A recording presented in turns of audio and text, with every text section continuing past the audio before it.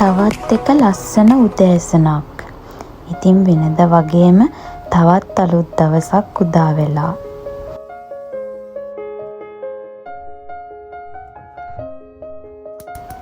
ඉතින් වෙනද වගේම අදත් මගේ හස්බන්ඩ්ට වැඩට යන්න ඕන කරන දේවල් ටික මම එයාට උදේම ලෑස්ති කරලා දුන්නා.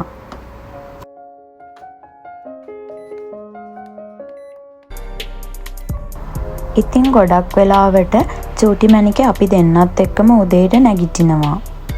ඒ වුණාට අද එයා තාම නිදි නිසා මම හිතුවා දැන් සීත කාලේ පටන් ගත්තු නිසා මගේ කරපිංච පැලේ එළිය තියන්න බෑ. ඒ නිසා ගේ ඇතුලෙන් තියන්න තැනක් හදා ගන්න ඕනි කියලා හිතුවා. ඉතින් මම මේ පැලේ තියන්න එළියට වතුර යන්නේ නැති වෙන්න මේ විදිහේ ප්ලේට් එකකුයි පොහොරයි අරගෙන ආවා. ඉතින් ඔන්න ඒ අතරේ මගේ චූටි මැනිකෙත් ඇහැරිලා. එයා පොඩ්ඩක් ඔය විදිහට ඉන්න නිසා මං එයාව වෝකර් එකේ දාලා මගේ වැඩේ නැවතත් පටන් ගත්තා. ගොඩක් අය මගේ හෝම් ටුවර් වීඩියෝ එකේදී මගේ කරපිංච පැලේ දැකලා මම කරපිංච පැලේ කොහෙන්ද ගත්තේ කියලා අහලා තිබුණා. ඒ වගේම ලින්ක් එකක් දීලා තිබුණා. ඉතින් මම මේ වීඩියෝ එකේ ඩිස්ක්‍රිප්ෂන් බොක්ස් එකේ කරපිංච පැලේ ගත්තේ Amazon එකෙන්. ඉතින් ඒකේ ලින්ක් එක දාලා තියෙනවා. කැමති කෙනෙකුට ඕනි නම් ගන්න පුළුවන්. ඉතින් මම මේ විදිහට මේ පොහොර මේ පැලේට දානවා. ඉතින් මෙහි ජපානයේ කරපිංච ගොඩක් වෙලාවට හොයාගන්න අමාරුයිනේ. ඉතින් ඒ නිසා මේක දැකපු ගමන් මම ගත්තේ ගොඩාක් ආසාවෙන්. හොඳටම පැල කරගන්නවා කියලා හිතාගෙන.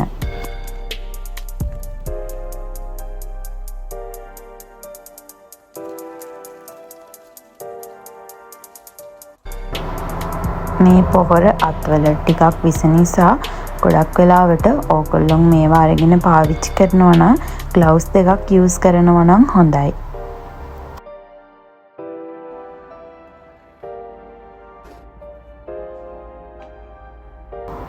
ඉතින් එහෙනම් ඔන්න මම මගේ කරපිංච පැලේ ප්ලාන්ට් කරගත්තා. දැන් මට ඕනම වෙලාවක කරපිංච පැලේට වතුර දාන්නත් පුළුවන්. මොකද ගේ ඇතුලේ වතුර විසිරෙන්නෙත් නැති නිසා.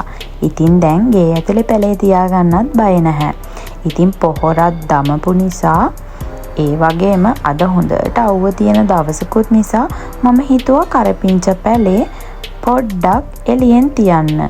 චූටි මැනිකෙත් බලාගෙන හිටියා මම මොකද කරන්න කියලා.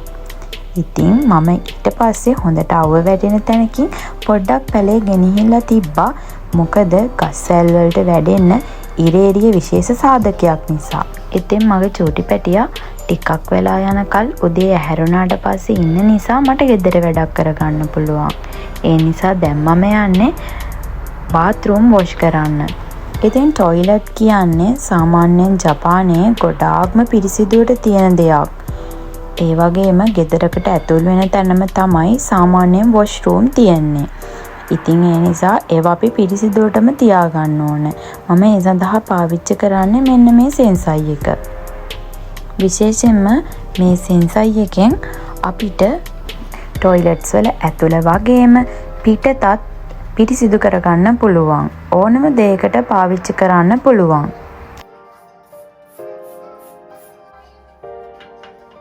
සාමාන්‍යයෙන් ජපානයේ ටොයිලට්ස් වල වතුර නැහැ. ඒ නිසා ගොඩක් වෙලාවට අපි මේ විදිහට පිරිසිදු කරන්න වෙට් ටිෂු පාවිච්චි කරනවා. ඉතින් ඒවා වෙනමම තියෙනවා අපිට යූස් කරන්න. ඉතින් ගොඩක් වෙලාවට මම ටොයිලට් පිරිසිදු කරන්න මේ ටිෂූස් යොදා ගන්නවා. ඉතින් ඕනම අවස්ථාවක වොෂ්රූම් එක හරීම වියලි විදිහට පිරිසිදුව තියාගන්න ජපන් ජාතිකයින් වග බලා ගන්නවා. ඕනම තැනක ටොයිලට්ස් වලට යන්න කිසිම අපිරිසිදුතාවයක් නැහැ. මොකද ඒ තරම් පිළිවෙලට ලස්සනට තියෙන නිසා.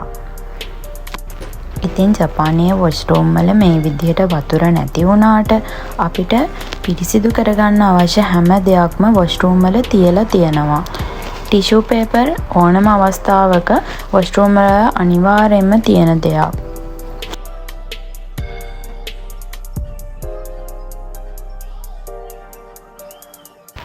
ඉතින් මේ නිසාම අනිවාර්යෙන් අපේ ටොයිලට් බාත්රූම් හරිම ලස්සනට වගේම පිරිසිදුව තියාගන්නත් අපි වග බලා ගන්න ඕන.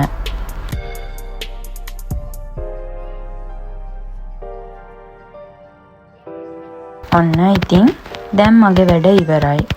චූටි පැටියත් කෑ ගහනවා. මොකද එයාගේ කෑම වෙලාවත් දැන් ළඟයි. ඉතින් ඊට කලින් චූටි බබාගේ දත් ආවට පස්සේ අපිට උපදෙස් ලැබුණා එයාගේ දත් අනිවාර්යයෙන්ම මදින්න කියලා. එයාට දැන් චූටි දත් දෙකක් තියෙනවා. ඉතින් ඒ නිසාම එයාට මම බ්‍රෂ් සෙට් එකක් ගත්තා. එයාව ටික ටික ඒ දෙයට පුරුදු කරන්න ඕන නිසා. මේකේ තියෙන විශේෂත්වය තමයි අපිට බබාගේ අතට දීලා වුණත් මේක එයාට හුරු කරන්න පුළුවන්. මොකද මේ ගාඩර් එක තියෙන නිසා එයාගේ බ්‍රෂ් එක ගිහිලා උගුරේ වදින්නේ නැහැ. ඒක හරීම වැදගත්. ඒ නිසා අපිට මද්දවන කොටත් එයාට මැද ගන්න දෙනකොටත් එයාට තාම මදින්න තේරෙන්නේ නැති වුණත් එයාට ඒක ප්‍රැක්ටිකල් වෙන්න ඕන නිසා, මොකද එයා ඒකට පුරුදු වෙන්න ඕන නිසා මේ ගාඩර් එක ගොඩාක්ම වටිනවා.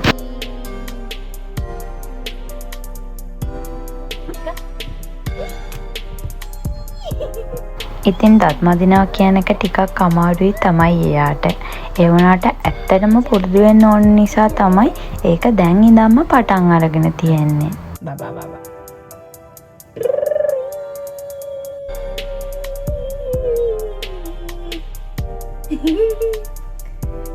සුගයි.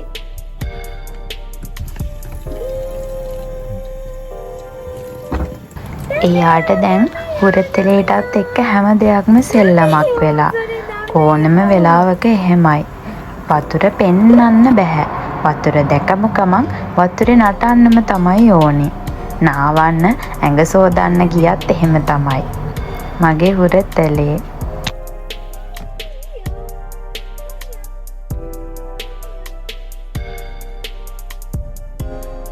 අද මං එයාට උදේට කන්න පාන් කේක් හදන්න හිතුවා. මේක හරිම ලේසි. මේ මිශ්‍රණයට වතුර දාලා ඒක පෑන් එකේ දාලා රත් කරලා ගන්න විතරයි තියෙන්නේ.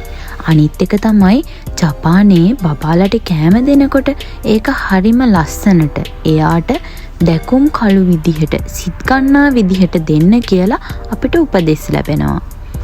ඉතින් චූටි මණිකේ මායි දෙන්නම කාලා එයා ආයෙමත් නිදාගත්තා. ඒ අතරවාරෙදි මම නාගන්න හිතුවා. මොකද එයා නිදාගත්ත වෙලාවට තමයි මට ඒ වගේ වැඩ කරගන්න තියෙන්නේ. මගේ සුදු මණිකේ තාම නිදි නිසා මම කෑම හදන්න පටන් ගත්තා. මොකද හවසට එයාව ටිකක් එළියේ එක්කගෙන යන්න ඕන නිසා මම දැම්මම කෑම හදලා ඉවර කරගත්තොත් මට ලේසියෙන්ම එළියට යන්න පුළුවන් චූටි මණිකෙත් එක්ක. ඉතින් අපිට කෑම හදන ගමන්ම චූටි මණිකෙටත් කෑම හදා ගන්න මම අමතක කරන්නේ නැහැ. මොකද ඒක මටත් ලේසි. අද ලොකු දෙයක් හදන්න හිතුවේ නැහැ. මාළු ඩෙවල් හදලා එග් රයිස් එකක් හදන්න හිතුවා. ඉක්මනට හදා ගන්නත් පුළුවන්නේ.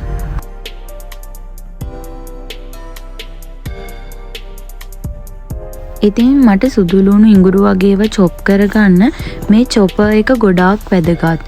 මේක ලොකු ගානකටත් නෙමෙයි මම ගත්තේ. ලේසියෙන්ම චොප් කරගන්නත් පුළුවන්. හරිම ඉක්මන්.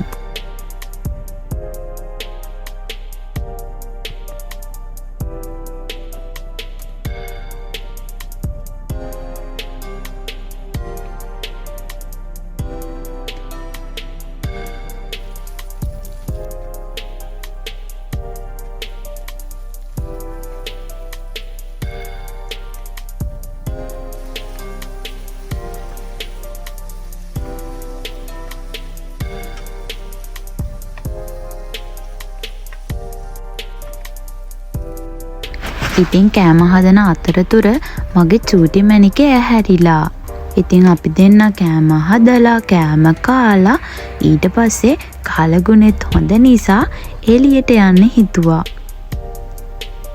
ඊට පස්සේ අපි දෙන්න කඩේ ගිහිල්ලා ඒ ගමන්ම එන ගමන් ලස්සන නිදහස් තැනකට ගියා.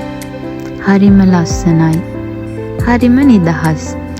ඉතින් චූටි මණිකෙත් එක්ක මේ ගෙවෙන ජීවිතේ මටයි හස්බන්ඩ්ටයි ලස්සන ස්ටෝරි එකක් වගේ. හැමදාම අපි දෙන්නම ඔයාට ආදරේ.